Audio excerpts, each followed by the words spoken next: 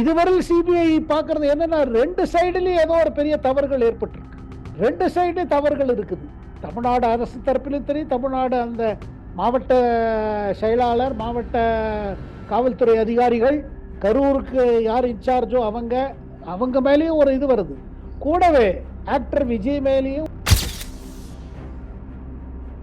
செந்தில் பாலாஜிக்கு ஒரு சேலஞ்சு தானே. விஜய் கரூர்ல வந்து இவ்வளவு பெரிய கூட்டம் கூட்டுறாருன்னா செந்தில் பாலாஜி ஒரு சேலஞ்சா தானே எடுத்திருப்பாரு. சரி, சேலஞ்சா எடுத்துட்டு இன்னொரு கூட்டம் வச்சிருக்கலாம். இல்ல அவர் ஆதரவாளர்கள் சில பேர் இதுல ஏதாவது வம்பு பண்ணலாம்னு யோசிச்சாங்களா? அப்படி வம்பு பண்ணுன்னு யாராவது சொன்னாங்களா? இல்ல பாருங்க, ஏதோ ஆயிருக்குங்க. அதாவது கூட ஒரு 3-4 சம்பவம் சேர்ந்து இருக்கு. கட்டாயமாக ராகுல் காந்திட்டேந்து கிரீன் சிக்னல் வாங்கி கொண்டுதான் பிரவீன் சக்கரவர்த்தி ராகுல் காந்திக்கும் விஜய்க்கும் இடையாக பேசிக்கொண்டு இருக்கிறார். அதுல சந்தேகம் கிடையாது. ஆனா இதை வச்சுன்னு ஒரு கூட்டணியில பெரிய டென்ஷன், டிஎம்கே கூட்டணியில ஒரு டென்ஷன் ஆரம்பிச்சிருச்சு.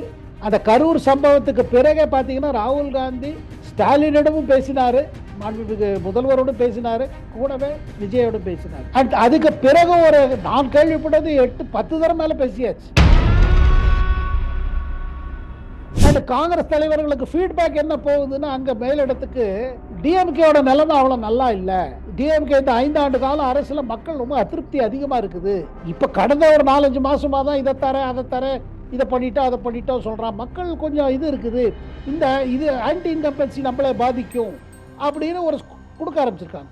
இரண்டாவது அவங்க சொல்வது என்னன்னா, இந்த நம்ம 20க்கு மேல தரலன்னா நம்ம இதுல இருந்து என்ன பிரயோஜனம், அப்புறம் பங்கு கேட்கணும்னு ஆரம்பிச்சிருக்காங்க. கூட்டணி ஓகே, பட் வாட் அபவுட் கூட்டாட்சி? ஆட்சியில பங்கு வேணுங்கிறத ஓப்பனாவே சொல்றாங்க. பிரவீன் சக்கரவர்த்தி அவர் செய்வது சொல்வது வெறும் தனி கருத்துன்னு நீங்க அதை சும்மா தள்ளிட முடியாது. இல்ல அவர் மேல நடவடிக்கை எடுக்கணும். இதுல அவர் மேல நடவடிக்கை எடுங்க, ஏதாவது ஒரு கிளியர் பண்ணுங்க. ஏன்னா ஸ்டாலின் பிரஷர் போடுறாரு பெருந்தகை மேல, ஏதாவது பண்ணி நடவடிக்கை எடுங்க. அவர் சொல்வது காங்கிரஸோட லைன் இல்லைன்னா, இப்ப பாருங்க, பிரவீன் சக்கரவர்த்தி RSS சொல்லியாச்சு. டிஎம்கே தரப்புல இருந்து அவர் RSS செயல்படுறாரு. பிரவீன் சக்கரவர்த்தி தான் ராகுல் காந்தியோட கேம்பெயின் இருக்கு பாருங்க, ஓட்டு திருட்டு கேம்பெயின் பின்னாடி இருப்பது அவர். அதனால ராகுல் காந்திக்கு எவ்வளவு கிட்டக்க இருக்காருன்னு தெரியும். டேட்டா மேனேஜ்மெண்ட், இதே மாதிரி அவர் சில டேட்டா மேனேஜ்மெண்ட் ஃபிகர்ஸ் எல்லாம் விஜய்க்கு கொடுத்திருக்காரு.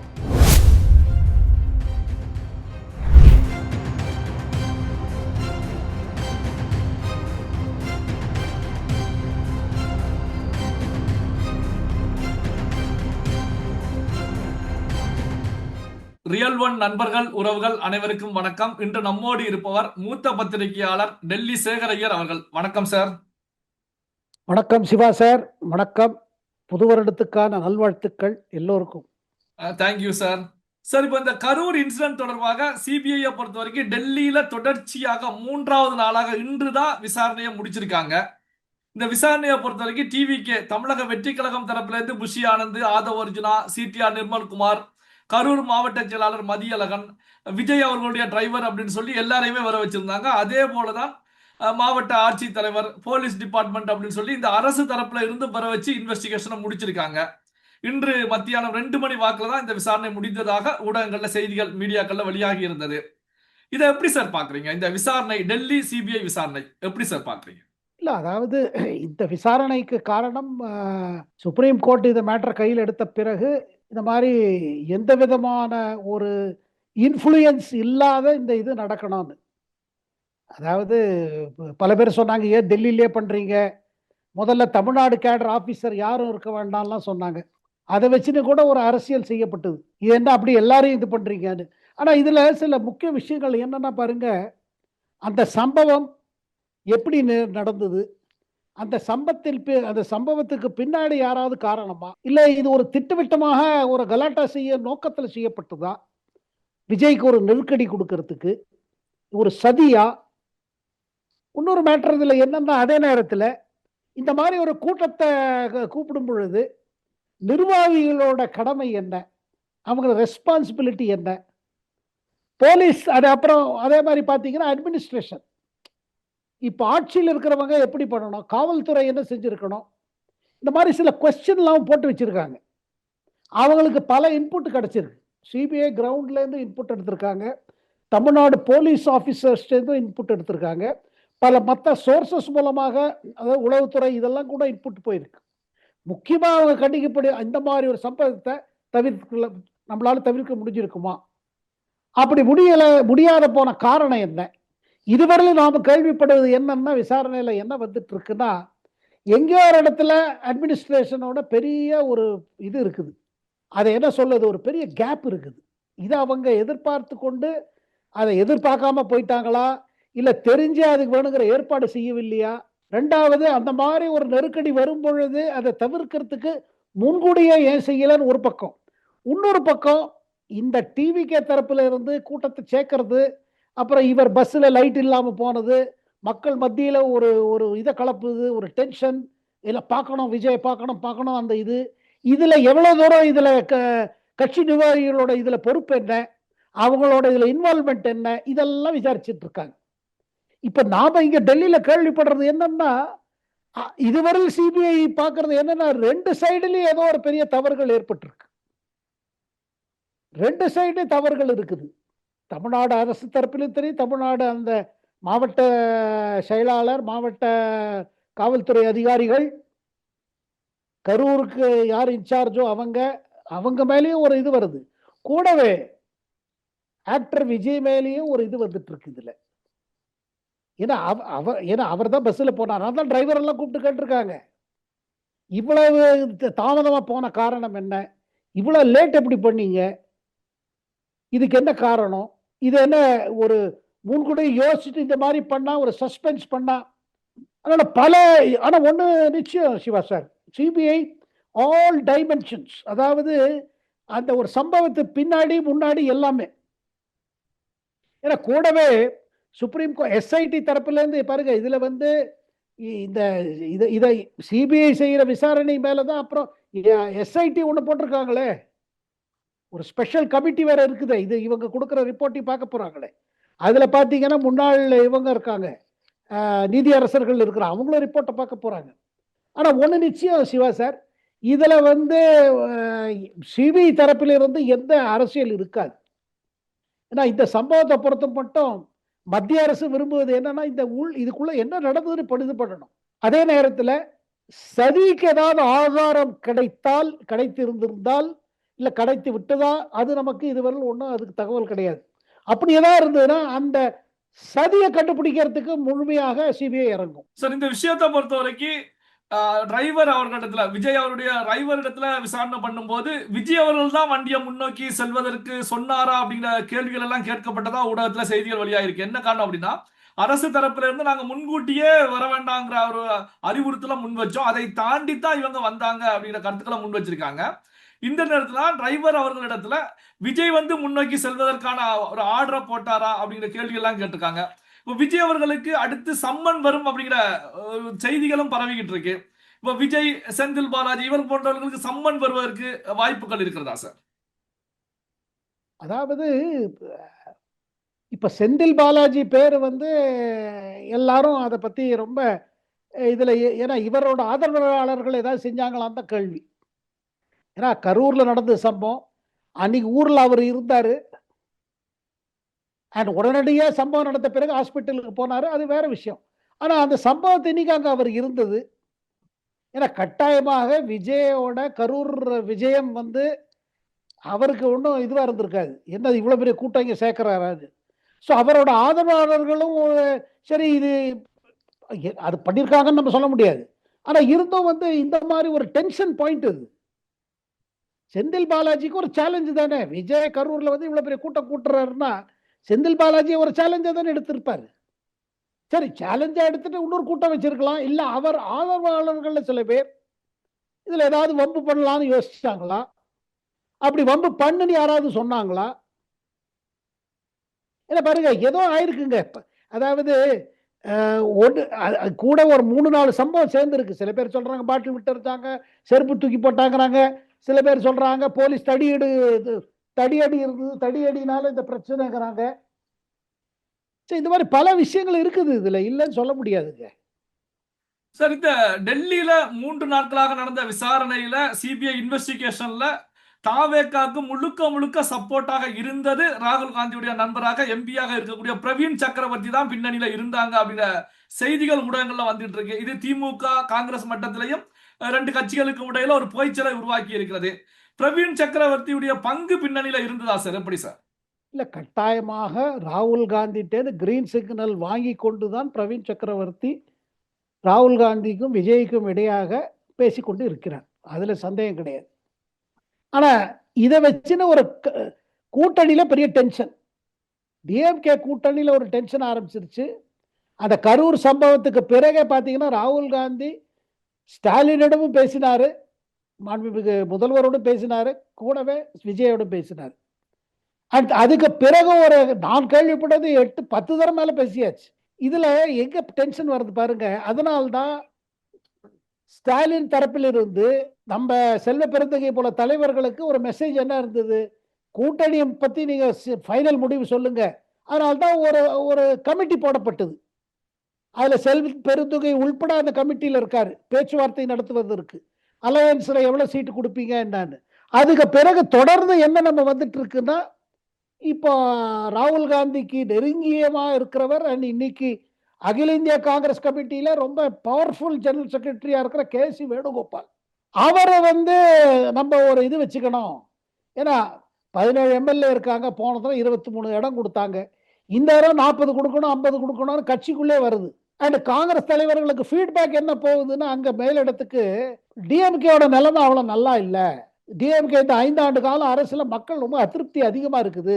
இப்ப கடந்த ஒரு 4-5 மாசமா தான் இதை தரேன் அதை தரேன், இதை பண்ணிட்டோம் அதை பண்ணிட்டோம் சொல்றான். மக்கள் கொஞ்சம் இது இருக்குது, இந்த இது ஆன்டி இன்கம்பன்சி நம்மளை பாதிக்கும் அப்படின்னு ஒரு கொடுக்க ஆரம்பிச்சிருக்காங்க.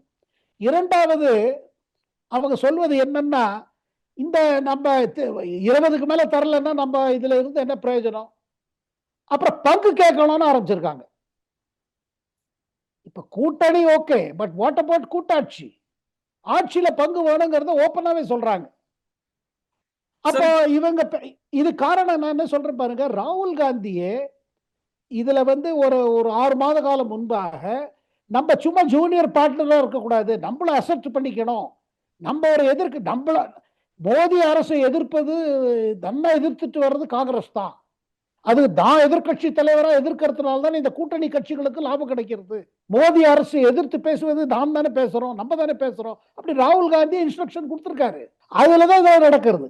ஆனா இப்ப நான் லேட்டஸ்ட் கேள்விப்படுவது என்னன்னா, இப்ப பாருங்க, இவர் பிரவீன் சக்கரவர்த்தி இப்போ ஒரு ட்வீட் போட்டாரு, தமிழ்நாட்டுல கடன் அதிகமாயிட்டே போகுது, அரசோட கடன் எக்கச்சக்கமா ஆயிடுச்சு, உத்தரப்பிரதேசத்தை விட அதிக கடன் தமிழகம் வாங்கி இருக்கிறது அப்படின்னு போட்டிருந்தாங்க சார். இதை பார்த்துட்டு டிஎம்கே தலைவர்கள், டிஎம்கே தலைமைக்கு ரொம்ப இதாச்சு, இது என்னது, இவர் என்ன பண்றாரு. அதுக்கு பிறகு பாத்தீங்கன்னா பிரவீன் சக்கரவர்த்தி மேல முழுமையா அட்டாக் ஆரம்பிச்சது. செல்வ பெருந்தைக்கும் சொல்லப்பட்டது டிஎம்கே தரப்புல இருந்து, நீங்க சும்மா இருக்காத, நீங்களும் ஏதாவது சொல்லுங்க, அதை தவிர்த்துங்க. இப்ப பிரஷர் போடுறாங்க, என்ன, பிரவீன் சக்கரவர்த்தி மேல நடவடிக்கை எடு. இதற்கிடையில ஏஐசிசி இன்சார்ஜா இருக்கார் பாருங்க கிரீஷ் சோடங்கர், அவரிடம் சில பேர் கேட்டிருக்காங்க, என்னது இது, என்ன இப்படி நடக்குது, இல்ல அவர் தனி கருத்து, இது நாங்க ஒன்றும் சப்போர்ட் பண்ணல. கூடவே அதுவும் அவர் என்ன சொல்றாருன்னா, இங்க பாருங்க, இவ்வளவு தூரம் நாங்க பச்சை கொடி காமிக்கல, கூட்டணி பத்தியும் கூட்டாட்சி பத்தியும் சீட்டை பத்தியும் எங்களுக்குள்ள சில விஷயங்கள் இருக்குது, பேசுவதுக்கு இருக்கு, நாங்கள் அதிகம் கேட்கிறோம். அது உண்மை. கிரீஷ் சோடங்கர் இங்க டெல்லியில் தெரிவிச்சு என்னன்னா, தமிழ்நாடு காங்கிரஸ் தலைவர்கள் சொல்வது என்னன்னா, குறைஞ்ச ஒரு 30-40 நம்ம கண்டெஸ்ட் பண்ணணும், பண்ணாதான் 25 வரும். இதுல ஆல்டர்னேட்டிவ் என்ன சொல்றாங்க, நம்ம இந்த மாதிரி விஜயோட பேசிட்டே இருந்தா விஜய் மேலேயும் ஒரு பிரஷர் போடுவோம், இங்கேயும் ஒரு பிரஷர் போடுவோம். விஜய் கிட்ட இப்ப என்ன சொல்றாங்க, விஜய் நமக்கு அந்த கூட்டணி பலமா, அந்த பக்கம் ஒரு கூட்டணி பண்ணா ஒரு 50 சீட்டு கேட்போம், 60 சீட்டு கூட கேட்கலாம். அப்படி 60 சீட்டு கேட்டு விஜயோட இதுல ஒரு 30-40 ஜெயிச்சாலே தமிழ்நாடு அரசியல்ல பெரிய வரலாறு ஆயிடும் காங்கிரஸுக்கு. இதுல சில ஆர்குமெண்ட் எல்லாம் கொடுக்கறாங்க. ஆனா ராகுல் காந்தி எல்லாம் கேட்டுட்டு இருக்காரு. அண்ட் பிரவீன் சக்கரவர்த்தி அவர் செய்வது சொல்வது வெறும் தனி கருத்துன்னு நீங்க அதை சும்மா தள்ளிட முடியாது, இல்ல அவர் மேல நடவடிக்கை எடுக்கணும். இதுல அவர் மேல நடவடிக்கை எடுங்க, ஏதாவது ஒரு கிளியர் பண்ணுங்க. ஏன்னா ஸ்டாலின் பிரஷர் போடுறாரு பெருந்தகை மேல, ஏதாவது பண்ணி நடவடிக்கை எடுங்க. அவர் சொல்வது காங்கிரஸோட லைன் இல்லைன்னா, இப்ப பாருங்க, பிரவீன் சக்கரவர்த்தி ஆர்எஸ்எஸ் சொல்லியாச்சு, இப்போ டிஎம்கே தரப்புல இருந்து அவர் ஆர்எஸ்எஸ்காக செயல்படுறாரு. அண்ட் பிரவீன் சக்கரவர்த்தி தான் ராகுல் காந்தியோட கேம்பெயின் இருக்கு பாருங்க, ஓட்டு திருட்டு கேம்பெயின் பின்னாடி இருப்பது அவரு. அதனால ராகுல் காந்திக்கு எவ்வளவு கிட்டக்க இருக்காருன்னு தெரியும். டேட்டா மேனேஜ்மெண்ட், இதே மாதிரி அவர் சில டேட்டா மேனேஜ்மெண்ட் ஃபிகர்ஸ் எல்லாம் விஜய்க்கு கொடுத்துருக்காரு. சர்வே கிர்வே ஒப்பீனியன் போல் இதெல்லாம் பண்ணி அவரும் நம்ம பிரசாந்த் கிஷோர் மாதிரி சில அட்வைஸ் எல்லாம் கொடுத்துருக்காரு. இப்படி பண்ணுங்க இப்படி பண்ணுங்க. இதுல என்னங்க, கேசி வேணுகோபாலுக்கு ஒரு இன்ட்ரெஸ்ட் இருக்கு. இது பல முறை எல்லாரும் சொல்றாங்க. என்னன்னா, கேரளத்துல வரப்போற தேர்தல் இருக்குது, தமிழ்நாடோட சேர்ந்து நடக்கும். அந்த தேர்தல்ல காங்கிரஸ் ஜெயிச்சிருச்சுன்னா எப்படியாவது ராகுல் காந்தி அவர் அங்க முதல்வரா போனோம்னு பாக்குறாரு. அங்க கேரள காங்கிரஸ்ல பல தலைவர்கள் இருக்காங்க.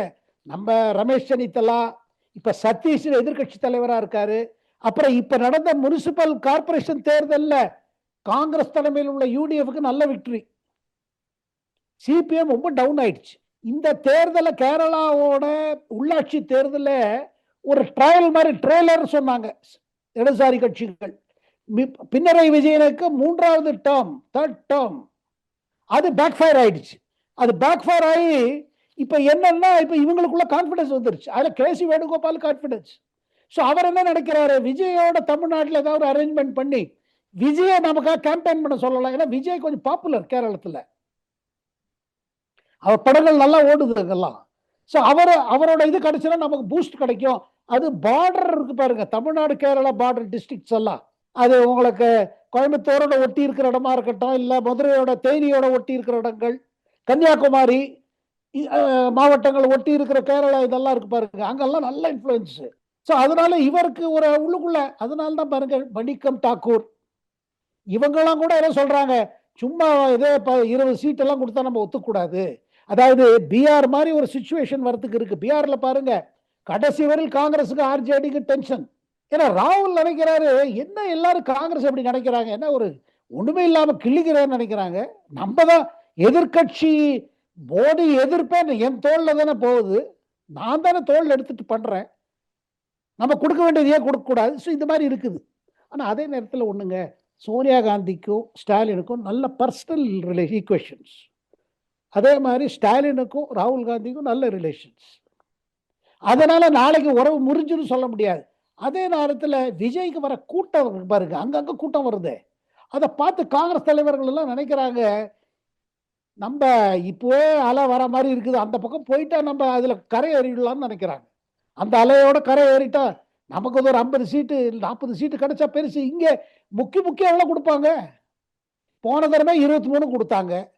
இந்த தடவை சொல்லுவாங்க என்ன, காங்கிரஸுக்கு செல்வாக்கு குறைஞ்சிருச்சு, எல்லா இடத்துலயும் நீங்க தோத்துட்டீங்க, இங்க ஒண்ணுமே இல்லைன்னு இன்னும் குறைப்பாங்க. அந்த மாதிரி இதை நம்ம ஏத்துக்கூடாது. இது எல்லாரும் சொல்றாங்க. இதுல செல்வ பெருந்தங்கை குரூப்பை விட்டுருங்க, ஃபேக்ஷனை விட்டுருங்க, மற்றவங்க எல்லாரும் ஃபீல் பண்றாங்க. ஏன்னா பாருங்க, அவங்க காங்கிரஸ் எம்எல்ஏஸ் கூட ஃபீல், நாங்க தகுதி எல்லாம் ஒன்றும் பண்ண முடியல.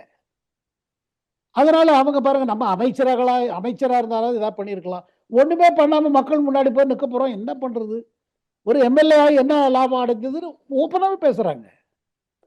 அதனாலங்க இப்போ காங்கிரஸுக்கு ஒரு முடிவு எடுக்கணுங்க. பிரவீன் சக்கரவர்த்தி உங்க ஆளா இல்லையா, அவர் மேல நடவடிக்கை இல்ல எடுக்கல வச்சுக்கோங்க, இப்படியே விட்டாங்கன்னா டிஎம்கே தலைமைக்கு சந்தேகம் அதிகரிச்சுட்டே போகும். அண்ட் சந்தேகம் வந்தாலே உங்களுக்கு தெரியும், அரசியல்ல வெறும் சந்தோஷக்கேடு இல்ல, உறவு முழுமையா கட்டுவிடும். பல்வேறு முக்கியமான தகவல்கள், செய்திகளை நம்முடைய உறவுகளுடன் பகிர்ந்து கொண்டதற்கு நன்றி சார். நன்றி, வணக்கம்.